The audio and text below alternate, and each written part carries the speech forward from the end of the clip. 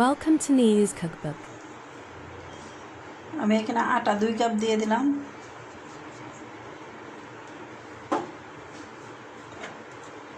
লবণ দিয়ে দিলাম সামান্য। এখন একটু মিক্স করে নেব।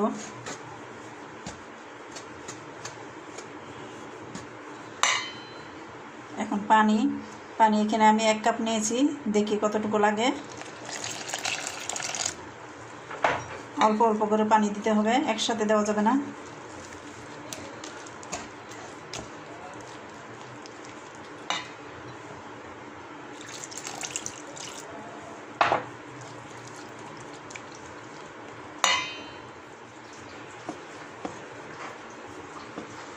আমার এখানে 2 কাপ পানি লেগে গেছে। আপনারাও দেখে নেবেন কতটুকু লাগে।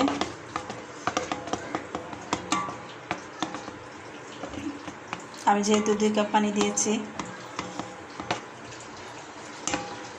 আমি দেখাচ্ছি ব্যাটারটা কীরকম হবে। এই যে আমি এখন একটা চামিচে নিয়ে দেখাচ্ছি কীরকম হবে ব্যাটারটা। এরকম এই যে পিছন দিয়ে করলে এই যে এরকম বাড়ি বা পাতলা করতে পারেন।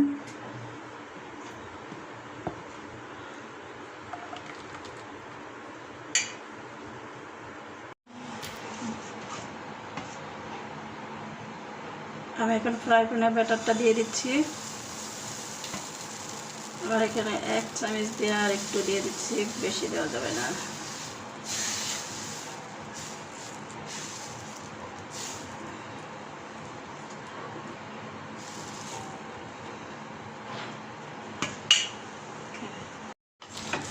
এখানে একটু উল্টায় দিচ্ছি।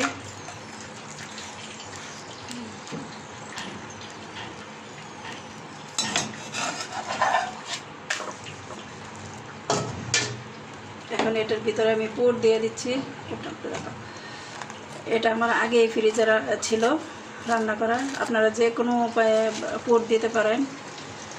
এখানে পাতাকপি আছে, গাজর আর চিকেন দেওয়া আছে।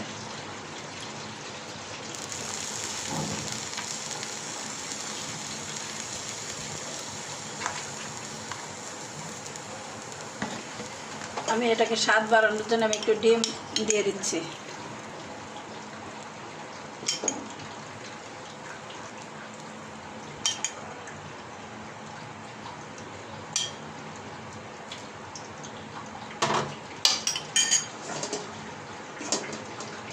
এখন এটা এরকম হোল করে দিচ্ছি।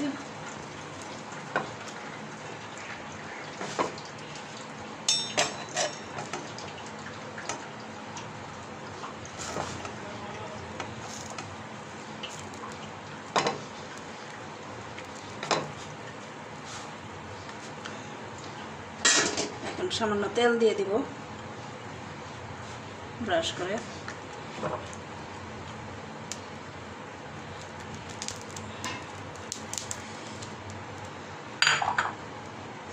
আবার উল্টায় দিচ্ছি।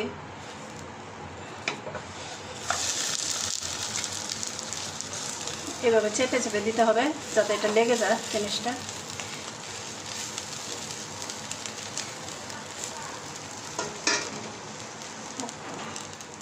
এখন অপর পিঠেও তেল দিয়ে দিচ্ছি।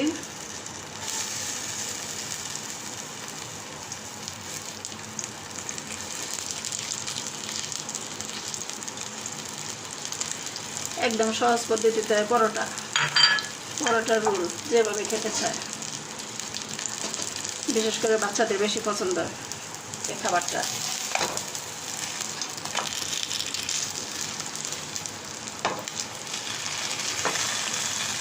অল্প সময়ে এরকম পরোটা বানায় দিচ্ছেন গোলা বেলাবেলির ঝামেলা সারাই।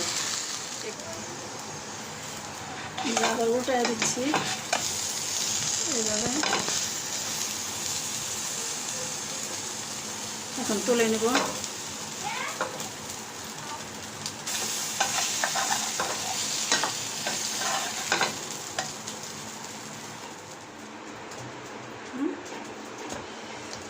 এটা হয়ে গেছে পরোটা অল্প সময়ে।